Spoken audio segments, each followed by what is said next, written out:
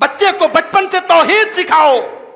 میری ماں اور بہنوں، بچہ بیمار ہو جائے تو بچے کو دعا پڑھ کے دم کرو، تاکہ بچے کو پتہ لگے میں جب بیمار ہوتا ہوں میری ماں میرے گلے میں تعویذ نہیں ڈالتی ہے، میرے ہاتھ پر دھاگے نہیں باندھتی ہے، مجھے مزاروں پہ لے کے نہیں جاتی ہے، میری ماں مجھے نبی کی سکھائی گئی دعائیں پڑھ کے دم کرتی ہے۔ میری ماؤں، آپ مولوی صاحب کے پاس بچوں کو بھیجنا اور حافظ صاحب کے پاس بچوں کو بھیجنا جائز ہے، مگر بہتر یہ ہے کہ آپ خود دعا پڑھیے، یاد کیجیے اور اپنے بچوں کو پڑھ کے دم کیجیے۔ عقیدہ اپنے بچوں کا مضبوط۔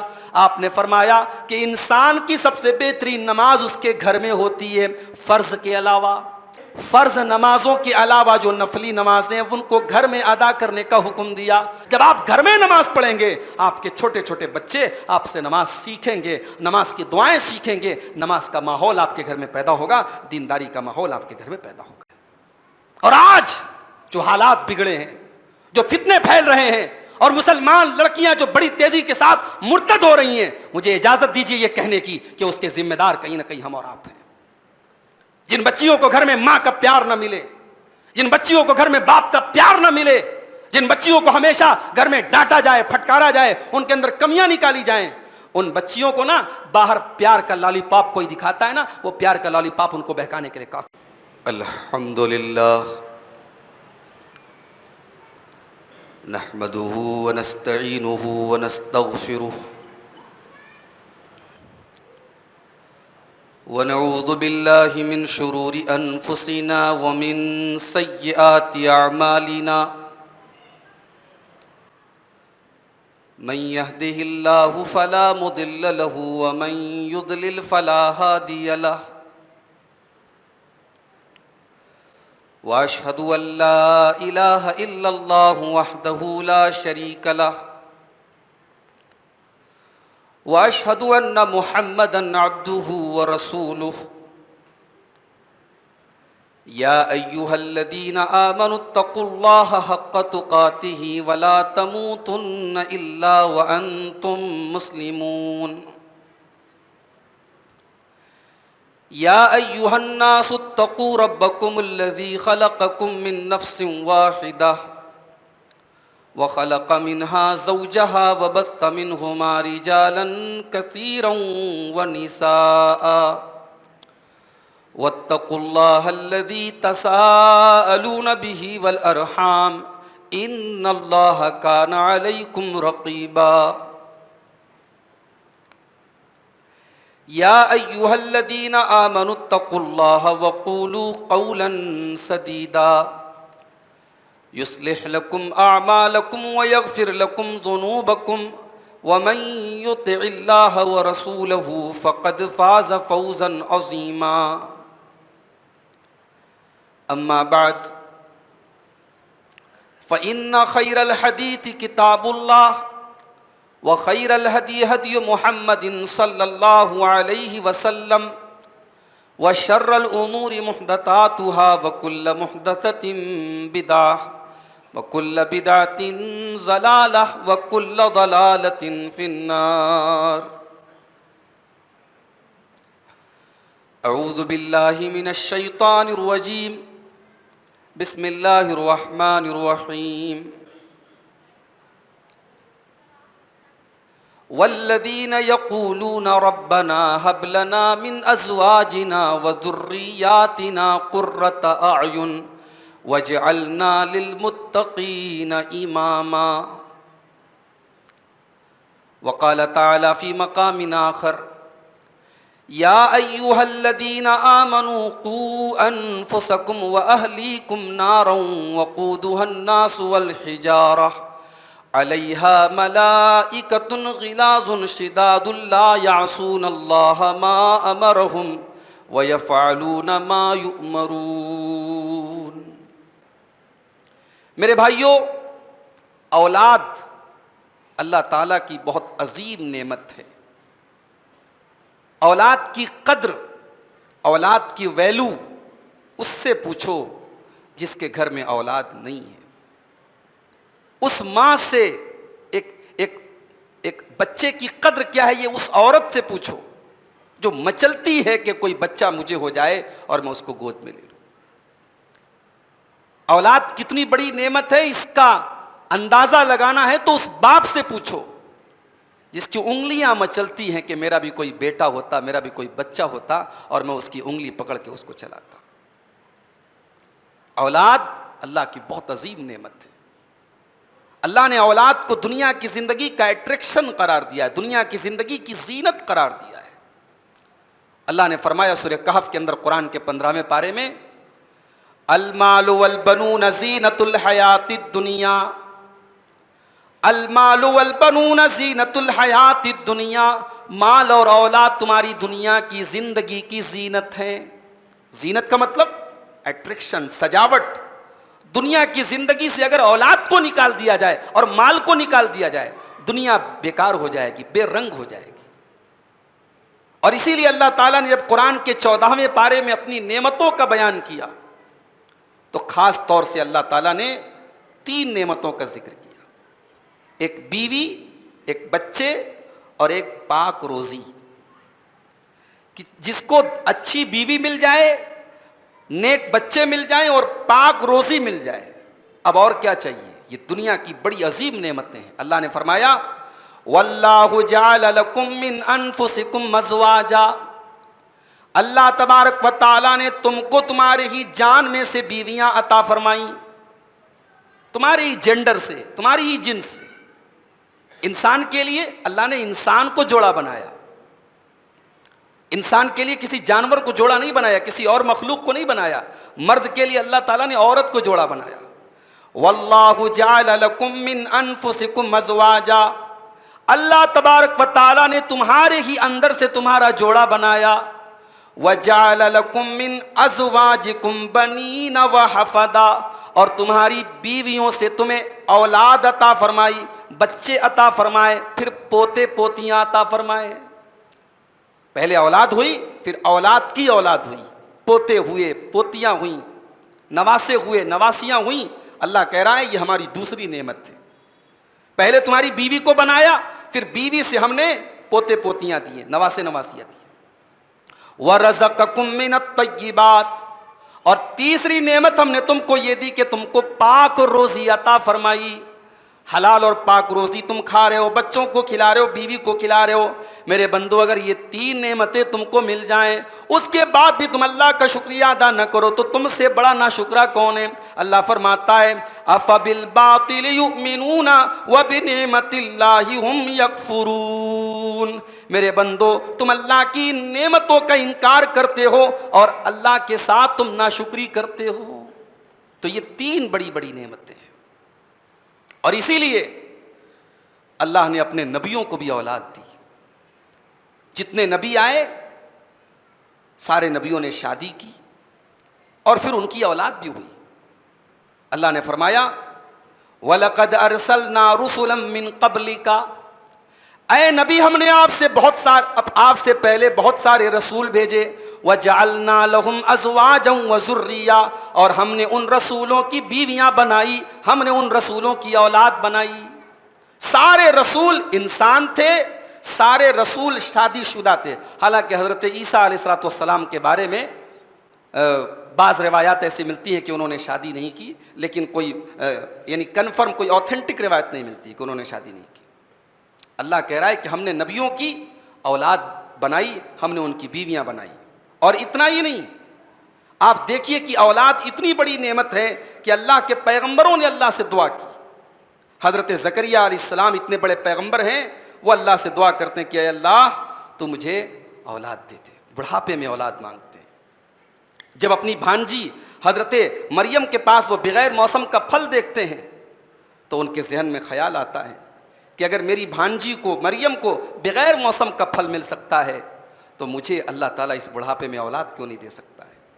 هنالك دعا زكريا ربه قال رب هب لي من لدنك ذرية طيبة إنك سميع الدعاء۔ جب زکریا نے مریم کے پاس بغیر موسم کا پھل دیکھا تو زکریا کے دل میں خیال آیا، اللہ کی بارگاہ میں دعا کرتے ہیں اور کہتے ہیں کہ اے اللہ تو مجھے نیک اولاد عطا فرما، پاک اولاد عطا فرما۔ اولاد کا سوال کر رہے ہیں۔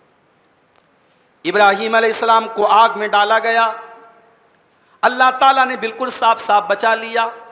جب آگ سے نکل گئے، اور اپنی بستی کو چھوڑ کر کے جانا پڑا، تو دل میں خیال آیا میں بوڑھا ہو چکا ہوں، کوئی بیٹا ہو جاتا تو شاید میرا سہارا بن جاتا۔ اللہ کی بارگاہ میں دعا کے لیے ہاتھ اٹھاتے ہیں اور کہتے ہیں رب ہب لی من الصالحین، پروردگارا مجھے نیک بیٹا عطا فرما۔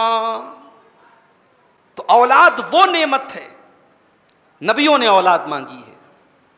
حضرت مریم ان کی ماں، وہ تو پیدائش کے پہلے کہتی ہے کہ اے اللہ میں نذر مانتی ہوں کہ جو بچہ پیدا ہوگا تیری راہ میں وقف کر دوں گی، تیرے دین کے لیے وقف کر دوں گی، تیرے دین کے لیے لگا دوں گی اپنے بچے کو۔ اور جب مریم پیدا ہوتی ہیں تو مایوس ہو جاتی ہے، تو بیٹی پیدا ہو گئی، بیٹا ہوتا تو اس کو بنا دیتی، مسجد اقصی کا خادم بنا دیتی، اللہ کے دین کا خادم، یہ تو بیٹی ہو گئی۔ اللہ نے فرمایا وَلَيْسَ الذَّكَرُ كَالْأُنثىٰ، اے مریم کی ماں تیری جو یہ لڑکی ہے، اگر لڑکا ہوتا تو اس لڑکی کے جیسا نہ ہوتا، اس لڑکی کا مقام بہت اونچا ہونے والا ہے۔ تو اولاد بہت بڑی نعمت ہے میرے بھائی، مگر یہ نعمت بھی ہے اور امتحان بھی ہے، بہت بڑا امتحان بھی ہے۔ اللہ نے اگر آپ کو شادی کے بعد اولاد کے سکھ سے نوازا ہے، آپ کو بچے ہیں، آپ کو بچیاں ہیں، جس دن آپ کے گھر میں بیٹے کی پیدائش ہوئی، بیٹی کی پیدائش ہوئی، آپ کو بہت بڑی خوشی بھی ملی اور بہت بڑی امانت اور بہت بڑی ذمہ داری بھی اللہ نے آپ کے کندھے پر ڈالی۔ یہ بچہ، یہ بچی، یہ بیٹا، یہ بیٹی، یہ اللہ کی امانت ہے آپ کے کندھے پر، اور آپ کو حساب دینا پڑے گا۔ اللہ کے نبی فرماتے ہیں ما من عبد یسترعیہ اللہ رعیۃ، اللہ تعالیٰ جب اپنے کسی بندے کو کوئی ذمہ داری دیتا ہے وَهُوَ غَاشٌ لِرَعِيَّتِهِ، اور وہ اس ذمہ داری کے ساتھ فراڈ کرتا ہے، دھوکہ کرتا ہے، اپنی ذمہ داری کو صحیح طریقے سے ادا نہیں کرتا ہے، الا حرم اللہ علیہ الجنہ، ایسے انسان کے اوپر اللہ تعالیٰ جنت کو حرام کر دیتا ہے۔ یہ بخاری اور مسلم کی روایت ہے۔ یعنی اگر اولاد آپ کو ملی، اللہ نے ایک امانت آپ کو دی، اگر اس امانت کو آپ نے صحیح طریقے سے نہیں نبھایا تو وہ اولاد آپ کے جہنم میں جانے کا سبب بن سکتی ہے، جہنم میں لے جانے کی وجہ بن سکتی ہے میرے بھائی۔ تو اولاد بہت بڑا امتحان بھی ہے، اسی لیے اللہ کے نبی فرماتے ہیں کلکم راع وکلکم مسئول عن رعیتہ، او لوگوں کان کھول کر کے سن لو، تم میں سے ہر انسان ذمہ دار ہے اور اس کی ذمہ داری کے بارے میں کل قیامت کے دن سوال کیا جائے گا۔ آدمی ذمہ دار ہے اپنے بیوی بچوں کا، اور بیوی بچوں کے بارے میں اس سے سوال کیا جائے گا۔ عورت ذمہ دار ہے اپنے گھر کی، اور گھر کے اندر کیا چل رہا ہے اس سے گھر کے بارے میں سوال کیا جائے گا۔ بادشاہ سے اس کی رعایا کے بارے میں سوال کیا جائے گا، نوکر سے اس کے مالک کے بارے میں سوال کیا جائے گا۔ ہر شخص کی ایک ذمہ داری ہے، اور اس کی ذمہ داری کے بارے میں کل قیامت کے دن اس سے حساب لیا جائے گا۔ سب سے پہلی چیز، اگر آپ ایک نیک باپ بننا چاہتے ہیں، اگر کوئی عورت ایک نیک ماں بننا چاہتی ہے، تو سب سے پہلا اور سب سے بنیادی کام یہ ہے کہ پہلے وہ اپنے آپ کو نیک بنائے۔ ہم یہ نہیں کر سکتے میرے بھائی کہ ہم ببول کا پیڑ بوئیں اور ہم یہ توقع رکھیں، یہ امید رکھیں کہ آم کا پھل نکلے گا، نہیں۔ اگر آپ نیک ہیں تو اس بات کے 100% چانسز ہیں کہ آپ کی اولاد بھی نیک ہوگی انشاءاللہ۔ اور جب ہماری خود بنیادیں غلط ہے، ہمارا عقیدہ گڑبڑ ہے، ہمارا عمل گڑبڑ ہے، ہم خود خراب ہیں، تو اولاد کے نیک ہونے کے چانسز 1-2% ہے۔ اللہ کی توفیق ہے، کبھی کبھی شیطان کے گھر میں بھی اللہ کے ولی پیدا ہو جاتے ہیں، وہ الگ بات ہے، لیکن ماں باپ کی نیکی اولاد کے نیک ہونے کے لیے بہت ضروری ہے۔ آپ کو یاد ہوگا جب 15ویں پارے کی 16ویں پارے کی تفسیر میں بیان کر رہا تھا، میں نے واقعہ بیان کیا تھا حضرت موسیٰ علیہ السلام کا اور حضرت خضر علیہ السلام کا۔ یہ دونوں لوگ جا رہے تھے، ایک بستی کے پاس سے گزر ہوا، دونوں بھوکے پیاسے تھے۔ بستی والوں سے انہوں نے کھانا مانگا، بستی والوں نے انکار کر دیا، کہا کہ ہم کھانا نہیں کھلائیں گے۔ یعنی بخیل لوگ تھے، کنجوس لوگ تھے۔ مہمان کو مہمان نوازی نہ کرنا یہ کسی دور میں اچھی چیز نہیں سمجھی گئی۔ مہمان کو عزت دینا، مہمان کی مہمان نوازی کرنا، یہ اسلام کی نہیں انسانیت کی تعلیم ہے، یہ اعلیٰ اخلاق ہر دور میں رہے ہیں۔ موسیٰ علیہ السلام اور حضرت خضر علیہ السلام دونوں ایک دیوار کے سہارے ٹیک لگا کر کے بھوکے پیاسے بیٹھے ہیں. فوجدا فیہا جدارا یرید ان ینقض. حضرت موسیٰ نے دیکھا, حضرت خضر نے دیکھا کہ اس مکان کی دیوار گرنے والی ہے, ایک مکان کی دیوار گر رہی ہے. حضرت خضر کھڑے ہوئے اور انہوں نے اس دیوار کو سیدھا کر دیا. طاقتور تھے, باڈی بلڈر تھے, کھڑے ہو کر کے انہوں نے دیوار کو سیدھا کر دیا. حضرت موسیٰ علیہ السلام کو بڑا غصہ آیا, کہنے لگے آپ کو اس کی اجرت لے لینی چاہیے تھی, پیسہ لے لینا چاہیے تھا, آپ نے فری میں کیوں ان کی دیوار ٹھیک کر دی. حضرت خضر نے کہا کہ دیکھیے آپ بول پڑے, اب میں آپ کے ساتھ نہیں رہ سکتا, اب میں وجہ بتاتا ہوں کہ میں نے ایسا کیوں کیا تھا. فرمایا وَأَمَّا الْجِدَارُ فَكَانَ لِغُلَامَيْنِ يَتِيمَيْنِ فِي الْمَدِينَةِ. اے موسیٰ, وہ دیوار دو یتیم بچوں کے مکان کی دیوار تھی, اس مکان میں دو یتیم بچے رہا کرتے تھے. وَكَانَ تَحْتَهُ كَنْزٌ لَهُمَا. ان کے باپ نے اس دیوار کے نیچے اپنے بچوں کے لیے خزانہ چھپا کے رکھا تھا. وَكَانَ أَبُوهُمَا صَالِحًا. اور ان کا باپ ایک نیک انسان تھا, باپ نیک انسان تھا, اس لیے اللہ تعالیٰ نے اس نیک باپ کی اولاد کے خزانے کو برباد نہیں ہونے دیا. اس نیک باپ کی اولاد کے خزانے کو اللہ تعالیٰ نے ایک نبی کے ذریعے اس کی حفاظت کروائی, میرے ذریعے اس کی حفاظت کروائی. اس آیت کی تفسیر میں حضرت عبداللہ بن عباس کہتے ہیں کہ یہ ان بچوں کا خزانہ جو بچایا گیا, کیوں بچایا گیا؟ کیا ان بچوں کے اندر بہت نیک تھے یہ بچے؟ عبداللہ بن عباس کہتے ہیں قرآن میں یہ کہیں مینشن نہیں کہ یہ دونوں بچے نیک تھے. حفظا بصلاح ابیہما, یہ عبداللہ بن عباس کے الفاظ ہیں. کہتے ہیں کہ ان دونوں بچوں کے خزانے کی حفاظت ان کے باپ کی نیکی کی وجہ سے ہوئی ہے, ان کی کسی نیکی کا ذکر قرآن میں نہیں ہے. میرے بھائیوں, اپنی اولاد کے فیوچر کو, اپنی اولاد کے مستقبل کو اگر بہتر بنانا چاہتے ہو, پہلا کام یہ کرو کہ اپنے آپ کو نیک بنا لو, دیندار بنا لو, متقی بنا لو. یہ پہلی بنیاد ہے اگر آپ ایک بہترین ماں باپ بننا چاہتے ہیں. اور جانتے ہیں حضرت عبداللہ بن مسعود رضی اللہ تعالیٰ عنہ یہ رات میں اٹھ کر کے تہجد پڑھتے تھے. ان کا چھوٹا سا بچہ تھا, 8-9 سال کا, وہ سویا ہے. عبداللہ بن مسعود رضی اللہ تعالیٰ عنہ جب تہجد کی نماز کا سلام پھیرتے ہیں, اپنے بچے کی طرف نظر ڈالتے ہیں اور کہتے ہیں من اجلک یا بنیا, من اجلک یا بنیا, اے میرے بچے, تیرا باپ رات کے سناٹے میں کھڑا ہو کر کے قیام اللیل کر رہا ہے, تہجد پڑھ رہا ہے. میرے بچے تیرے لیے پڑھ رہا ہے, تیرے بہتر مستقبل کے لیے پڑھ رہا ہے, تیری اچھی آخرت کے لیے تیرا باپ محنت کر رہا ہے. میری یہ تہجد, میری یہ نماز, میری یہ عبادت میرے بچے تیرے لیے ہے. تو یہ پہلی چیز ہے. ایک بہترین ماں باپ, ایک ماں اگر چاہتی ہے کہ میری بچی نیک بن جائے, ایک باپ یہ چاہتا ہے میرا بچہ نیک بن جائے, تو پہلے وہ خود نیک بنے. یہ پہلی چیز ہے. دوسری چیز, ابھی آپ کی شادی نہیں ہوئی ہے, ابھی اولاد کا معاملہ بہت بات کا ہے, ابھی اولاد دنیا میں آئی بھی نہیں ہے, لیکن اولاد کا ایک حق ایسا ہے جو اولاد کے دنیا میں آنے سے پہلے ہی آپ کے اوپر عائد ہو جاتا ہے, آپ کے اوپر اپلائی ہو جاتا ہے. اور وہ یہ ہے کہ آپ اپنی ہونے والی اولاد کے لیے اگر آپ مرد ہیں تو ایک اچھی ماں کا انتخاب کریں, اور اگر آپ ایک عورت ہیں تو ایک اچھے باپ کا انتخاب کریں. اپنی زندگی کے لیے ایک اچھا ہم سفر, ایک نیک اور دیندار رشتہ, لڑکی کے ماں باپ اپنی بیٹی کے لیے ایسا رشتہ تلاش کریں تاکہ وہ لڑکی جب کسی کی بیوی بنے اور آگے چل کر کے کسی کی ماں بنے تو اس کو یہ شکایت نہ ہو کہ میرے بچوں کا باپ نیک نہیں ہے. اور جب آپ اپنے بچے کے لیے بہو لینے جائیں, بہو تلاش کرنے جائیں, تو ایسی لڑکی کو آپ نکاح کر کے اپنے بیٹے کے لیے لائیں کہ کل آپ کا بیٹا جب باپ بنے تو اسے اس بات پر شرم نہ آئے کہ میں کیسی عورت کو بیوی بنا کے لایا تھا, کاش کہ میں نے کسی نیک عورت کو بیوی بنایا ہوتا. دیندار اور نیک عورت کو آپ میرے بھائیوں اپنے گھر میں بہو بنا کے لائیے, اور نیک عورت اگر آئے گی تو گھر کو 4 چاند لگا دے گی. اللہ کے پیارے نبی فرماتے ہیں الدنیا کلھا متاع وخیر متاع الدنیا المرأۃ الصالحہ. دنیا کی تمام چیزیں سامان ہیں, اور دنیا کا سب سے قیمتی سامان، سب سے قیمتی دولت نیک عورت ہے، دیندار عورت ہے، اللہ والی عورت ہے۔ نیک اور دیندار عورت سے قیمتی سامان دنیا کا کوئی نہیں ہے۔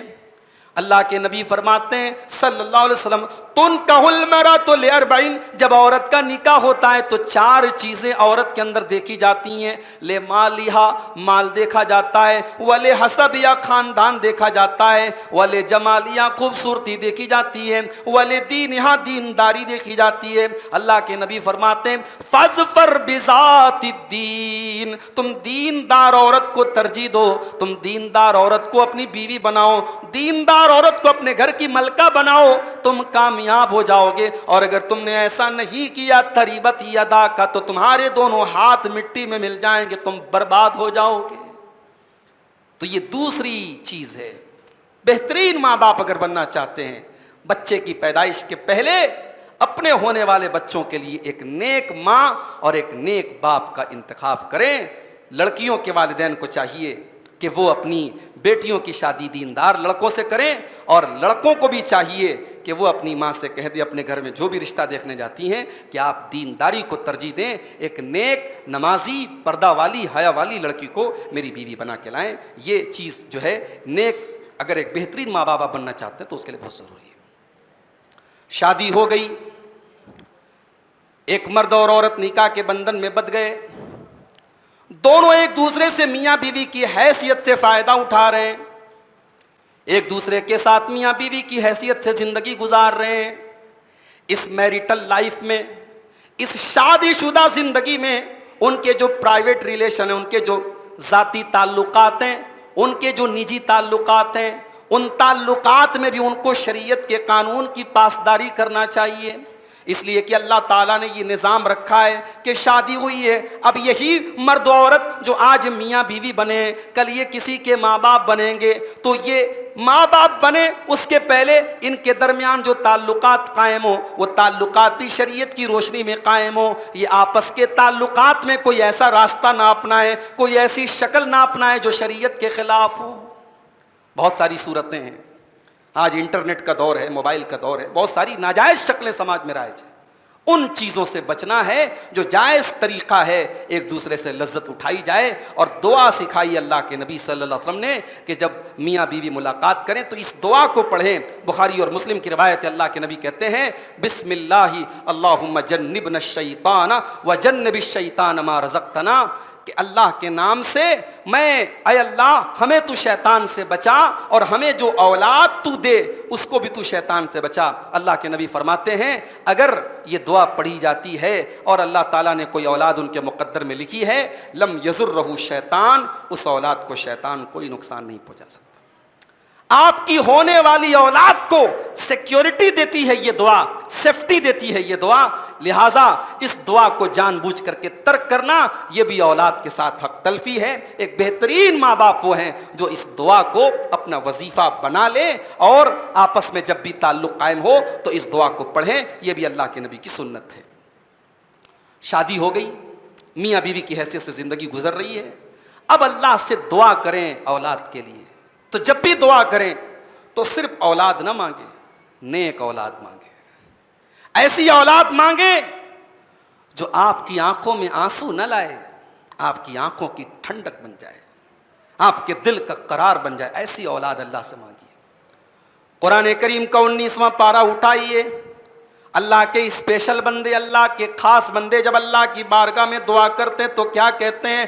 والذین یقولون ربنا ھب لنا من ازواجنا وذریاتنا قرۃ اعین، پروردگارا تو ہماری بیویوں کو، ہمارے بچوں کو ہماری آنکھوں کی ٹھنڈک بنا دے۔ اے اللہ ایسی بیوی ہم کو دے دے جو ہماری آنکھوں کی ٹھنڈک بن جائے، ایسی اولاد دے دے جو ہماری آنکھوں کی ٹھنڈک بن جائے۔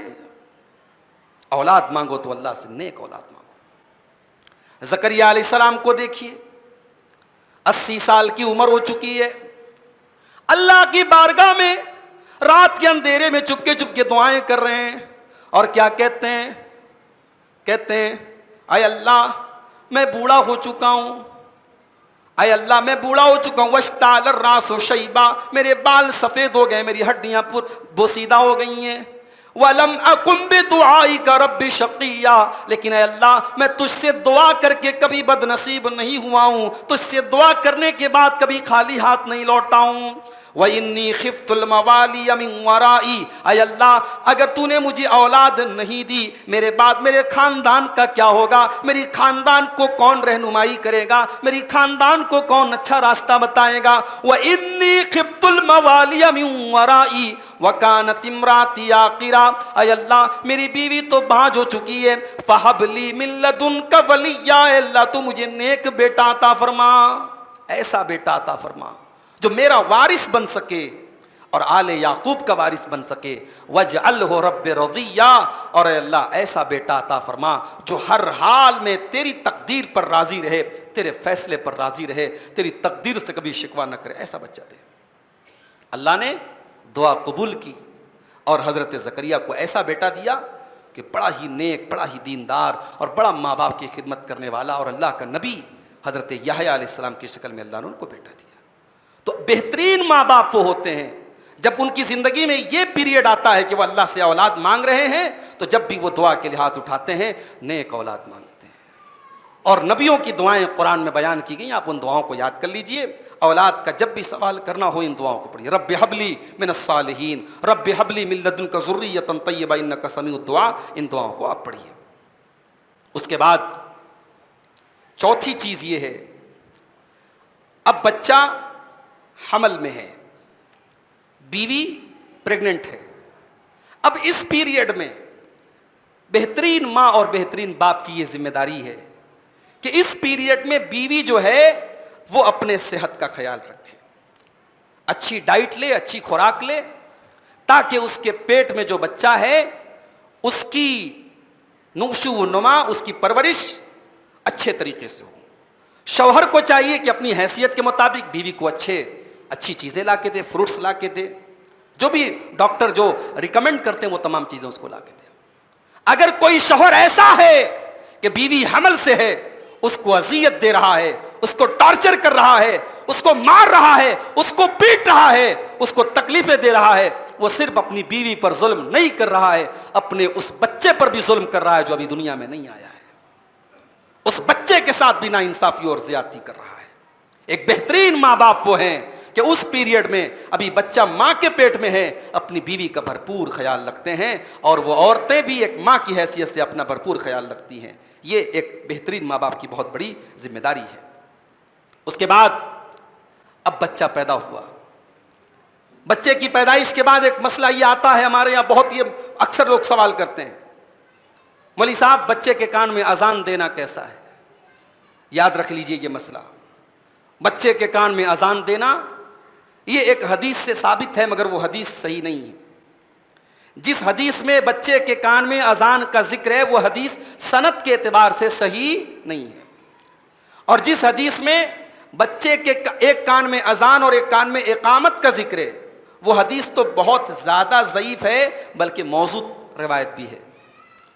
اس لیے بہت سارے علماء یہ کہتے ہیں کہ بچے کے کان میں اذان دینا ضروری یا سنت نہیں ہے، لیکن چونکہ امت میں نسلاً بعد نسلاً اس پر عمل چلا آ رہا ہے، اور ایک مقصد اس کا یہ ہے کہ بچے کے کان میں ہم اذان اس لیے دیتے ہیں کہ ہمارے بچے کے دنیا میں آنے کے بعد پہلی آواز اس کے کانوں میں اللہ اکبر کی پہنچے، اشہد ان لا الہ الا اللہ کی پہنچے، اشہد ان محمد رسول اللہ کی پہنچے، پہلی آواز اللہ کی توحید کی پہنچے۔ اس پرپس سے، اس مقصد سے بچے کے کان میں اذان دیا جائے تو کوئی گناہ کی بات، کوئی حرج کی بات نہیں ہے، مگر اس کو ضروری سمجھنا، اس کو سنت سمجھنا، اس کو واجب سمجھنا یہ ٹھیک نہیں ہے۔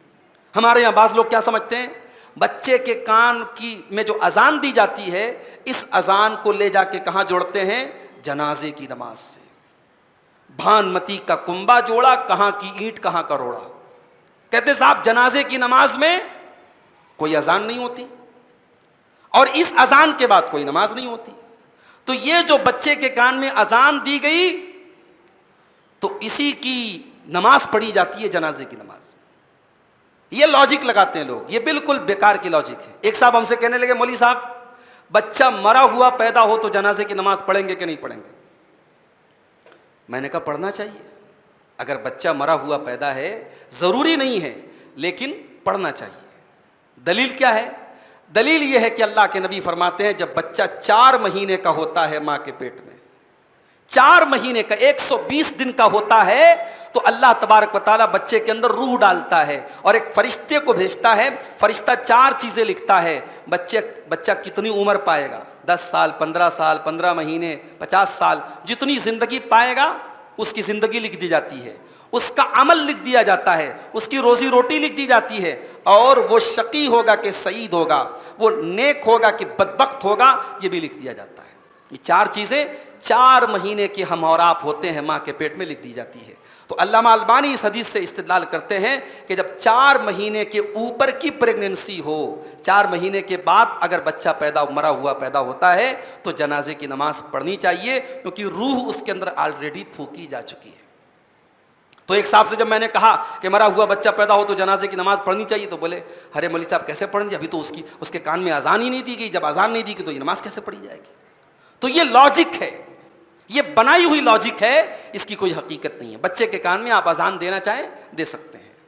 اچھا، اذان دے دیا آپ نے، اس کے بعد اللہ کے نبی کی ایک اور سنت ہے کہ کسی نیک انسان، صحابہ تو نبی کے پاس آتے تھے، بعض علماء کہتے ہیں یہ چیز نبی کے ساتھ خاص تھی، مگر خاص ہونے کی کوئی دلیل نہیں ہے۔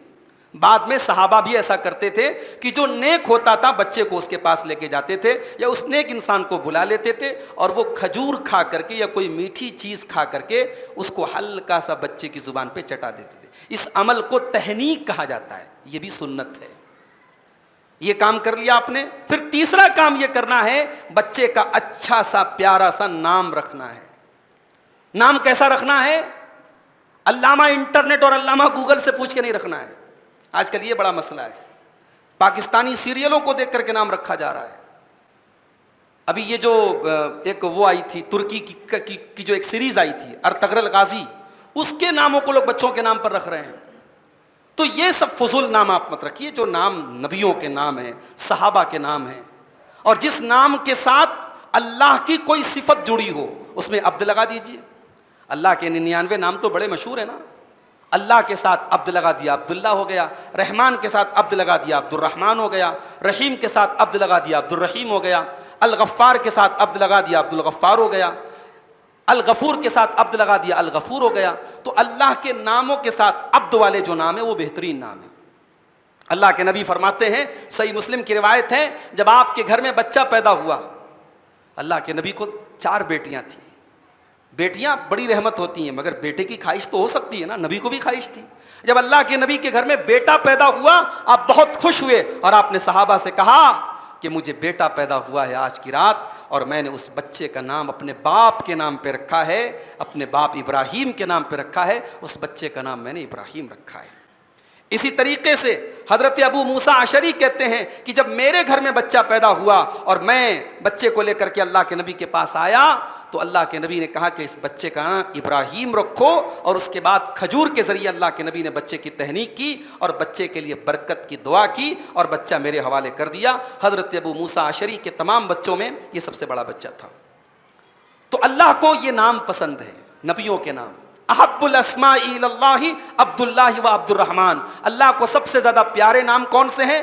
عبداللہ اور عبد الرحمن۔ اس طریقے کے نام اللہ کو پسند ہیں، لیکن 4 طریقے کے ناموں کو اوائڈ کیجیے۔ 4 طریقے کے نام مت رکھیے اپنے بچوں کے۔ پہلا، کوئی ایسا نام جس کی میننگ خراب ہو۔ ایسا نام آپ نے رکھ دیا کہ میننگ غلط ہے، میننگ خراب ہے، آپ تو نام رکھ کے چلے گئے، اور نام جب ایک بار رکھ دیا جاتا ہے تو نام کو پھر چینج کرنا بڑا مسئلہ ہوتا ہے۔ اب وہ غلط نام پڑ گیا، اب لوگ آپ کے بچے کا مذاق اڑا رہے، تیرا نام تیرے باپ نے کیسا رکھا؟ تو آپ اپنے بچے کو تکلیف پہنچانے کا سبب بن رہے ہیں غلط نام رکھ کر کے۔ اس لیے نام ایسا نہ ہو جس کی میننگ خراب ہو۔ دوسری چیز، اس نام کے اندر غیر اللہ کی عبدیت نہ ہو۔ غلام علی، غلام حسین، غلام محمد، اس طریقے کے نام مت رکھیے۔ عبد الرسول، عبد النبی، اس طریقے کے نام مت رکھیے۔ اپنے بچے کے نام میں غیر اللہ کی غلامی اور غیر اللہ کی عبدیت کا کوئی عنصر نہ پایا جائے۔ تیسری چیز، وہ نام جو آپ اپنے بچے کا رکھ رہے ہیں وہ نام غیر مسلموں کا کوئی اسپیشل نام نہ ہو۔ اگر کوئی ایسا نام ہے مسلمان بھی رکھتے ہیں غیر مسلم بھی رکھتے ہیں تو کوئی جیسے شبنم ہے، شبنم نام ہے، کرن ہے، یہ نام مسلمان بھی رکھتے ہیں غیر مسلم بھی رکھتے ہیں، معنی اچھا ہے، کوئی دقت کی بات نہیں ہے، لیکن جو نام غیر مسلموں کے ساتھ خاص ہے وہ آپ بچے کا نام نہیں رکھیں گے۔ اور چوتھی چیز، کوئی ایسا نام نہیں رکھیں گے جس میں بچے کی صفائی بیان کی جا رہی ہو، جیسے صالح، بہت نیک ہوں صاحب، صالح ہوں، ایسا نام رکھنے سے اللہ کے نبی نے منع کیا۔ جس نام میں تزکیہ پایا جاتا ہو، جس نام کو جب لیا جائے تو بلا وجہ سامنے والے کی تعریف ہو جائے۔ ہاں اگر آپ نے محمد صالح رکھا تو ٹھیک ہے، اللہ کے نبی کے نام کے ساتھ آپ نے صالح لگایا ہے تو بچے کا تزکیہ اس میں نہیں ہے۔ یا مثال کے طور پر آپ نے مان لیجئے کہ بچے کا نام آپ نے رکھا عبد الرحیم، صرف رحیم رکھیں گے تو یہ کہ سب بہت رحم کرنے والا ہے، آپ نے عبد الرحیم رکھا، رحیم کا بندہ، تو اس طریقے کے نام آپ رکھ سکتے ہیں جس میں بچے کے لیے تزکیہ نہ ہو۔ اگر نام گڑبڑ ہے تو نام بدل دیجئے۔ حضرت عبداللہ ابن عمر کی ایک لڑکی تھی، اس کا نام آسیہ تھا، آسیہ مطلب نافرمانی کرنے والی، تو حضرت اللہ کے نبی صلی اللہ علیہ وسلم نے بچی کا نام بدل کر کے جمیلہ رکھ دیا۔ لہٰذا اگر نام گڑبڑ ہے تو نام کو بدلا جا سکتا ہے۔ اس کے بعد اگلا کام یہ کرنا ہے کہ عقیقہ کرنا ہے، اور عقیقہ کب کرنا ہے؟ 7ویں دن کرنا ہے۔ اللہ کے نبی فرماتے ہیں، یہ ابو داؤد اور ترمذی کی روایت ہے، کل غلام رہینۃ بعقیقتہ، ہر بچہ اپنے عقیقہ کی وجہ سے گروی رکھا رہتا ہے۔ ابھی میں اس کو بتاؤں گا کہ گروی کا کیا مطلب ہوتا ہے۔ جیسے یہ موبائل ہے، یہ موبائل میں نے کہیں گروی رکھ دیا اور اس کو گروی رکھ کر کے میں نے کچھ پیسے لے لیے، تو اب جب تک وہ پیسے میں نہ دے دوں تو سامان ظاہر ہے کہ میرا مجھے ریٹرن نہیں ملے گا۔ اللہ کے نبی فرما رہے ہیں کہ بچہ گروی رہتا ہے عقیقہ کی وجہ سے، یعنی اگر آپ نے بچے کا عقیقہ نہیں کیا استطاعت کے باوجود تو آپ گنہگار ہوں گے اللہ کے یہاں۔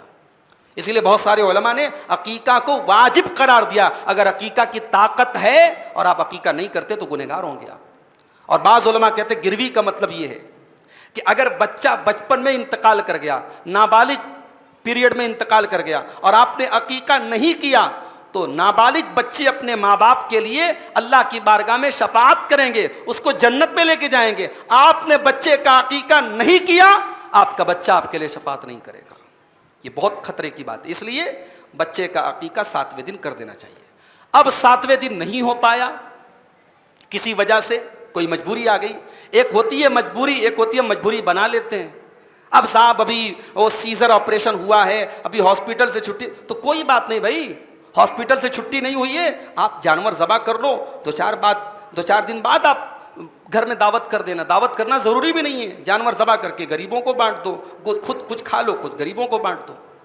تو بلا وجہ کی مجبوری مت بنائیے، 7ویں دن کوشش کیجئے کہ 7ویں دن کر لیں۔ اگر 7ویں دن نہیں کر پائے تو بیہقی کی ایک روایت ہے کہ 14ویں دن اور 21ویں دن کرنا چاہیے، مگر وہ روایت صحیح نہیں ہے۔ اسی لیے اکثر اہل علم کا یہی موقف ہے کہ 7ویں دن اگر نہیں کر پائے تو اس کے بعد کبھی بھی کر سکتے ہیں۔ مگر آج کل ایک نیا فیشن چلا ہے، بچے کا عقیقہ اس کے ماں باپ نے نہیں کیا، اب وہ 80 سال کا، 70 سال کا، 50 سال کا ہو گیا، اب وہ حج کرنے جا رہا ہے، عمرہ کرنے جا رہا ہے، اب وہ دعوت کر رہا ہے۔ صاحب کس چیز کی دعوت ہے؟ عقیقہ کی دعوت ہے۔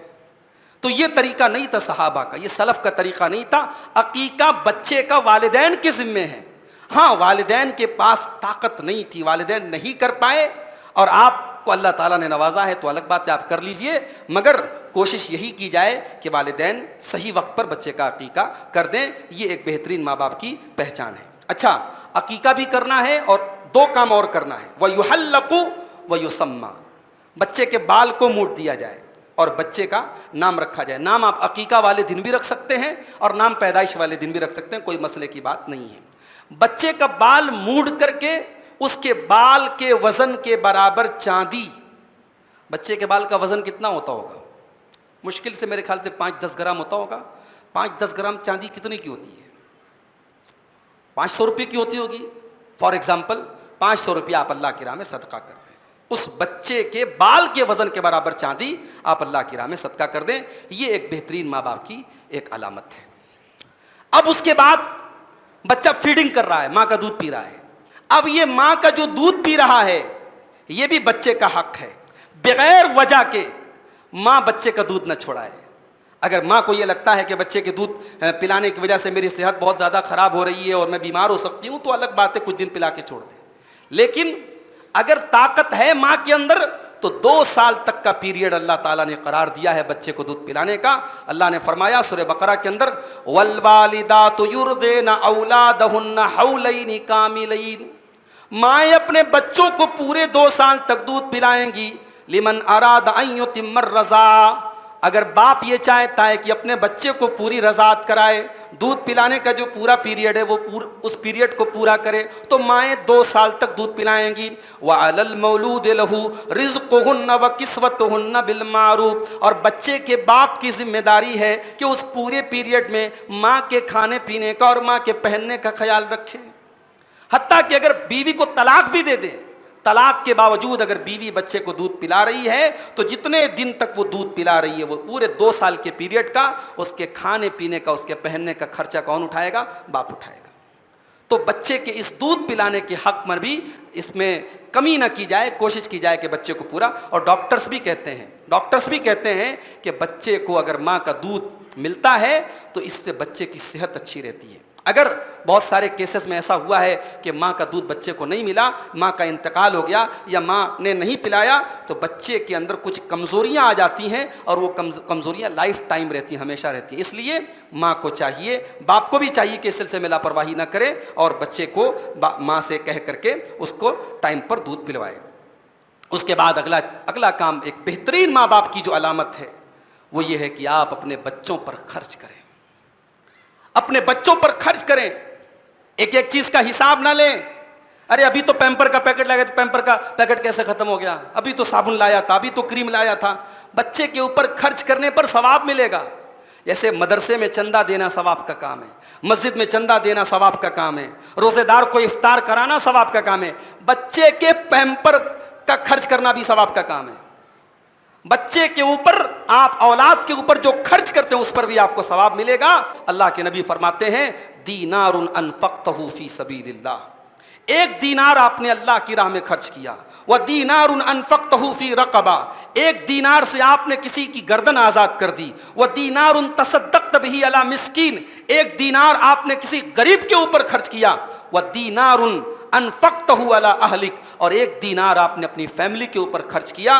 اللہ کے پیارے نبی فرماتے ہیں، صحیح مسلم کی روایت ہے، اعظمها اجرا عند اللہ دینار انفقتہ علی اہلک. ان 4 کیٹیگریز میں جو دینار آپ اپنے اہل و عیال پر خرچ کرتے ہیں، اپنی فیملی کے اوپر خرچ کرتے ہیں، وہ سب سے زیادہ اس کا ثواب ملے گا. بیوی بچوں پر ثواب کرنا کوئی فضول خرچی نہیں ہے. اپنی لمٹس میں رہ کر کے، اپنی حد میں رہ کر کے، اپنی حیثیت کے مطابق بیوی کو اچھا کھلانا، بچوں کو اچھا کھلانا، بیوی کو اچھا پہنانا، بچوں کو اچھا پہنانا، یہ ثواب کا کام ہے، اس پر آپ کو اجر ملے گا. اللہ کے پیارے نبی فرماتے ہیں اذا انفق الرجل علی اہلہ، جب انسان اپنے پریوار کے اوپر، اپنی فیملی کے اوپر خرچ کرتا ہے، یحتسبها، اور اس پر ثواب کی امید رکھتا ہے، فہو لہ صدقہ، تو اس پر بھی اس کو صدقہ کا ثواب ملے گا. صدقہ کا ثواب ملے گا. جیسے آپ اللہ کی راہ میں صدقہ خیرات کرتے ہیں، دان پن کرتے ہیں، ویسے ہی بیوی بچوں پر خرچ کیجئے. ایک بہترین باپ کی پہچان ہے کہ وہ اپنے بیوی اور بچوں پر خرچ کرتا ہے. لیکن ہاں، حلال کمائی. حرام اگر آپ اپنے بچے کو کھلا رہے ہیں تو آپ اپنے لیے بھی گڈھا کھود رہے ہیں اور اپنے بچے کے لیے بھی گڈھا کھود رہے ہیں. اس لیے کہ اگر آپ کے بچے کی پرورش حرام کمائی کی ہوئی، کل جہنم کی آگ میں وہ بچہ جلے گا اور آپ کو لعنت ملامت کرے گا کہ میرے باپ کی وجہ سے میں جہنم میں چل رہا ہوں. اسی لیے اللہ کے نبی حضرت کعب ابن عجرہ سے کہتے ہیں کہ اے کعب ابن عجرہ، لا يدخل الجنت لحم نبت من سحت، اے کعب ابن عجرہ، ایسا انسان جنت میں نہیں جائے گا جس کی پرورش حرام کمائی کی ہوئی ہو، جس کے بدن میں حرام کمائی کا خون دوڑ رہا ہو، وہ انسان جنت میں نہیں جائے گا. فالنار اولا بہ، وہ تو جہنم میں جانے کے لائق ہے، وہ تو جہنم میں جائے گا. حلال کمائی خود کھائیے، بچوں کو کھلائیے، بچوں کے اوپر حلال کمائی خرچ کیجیے.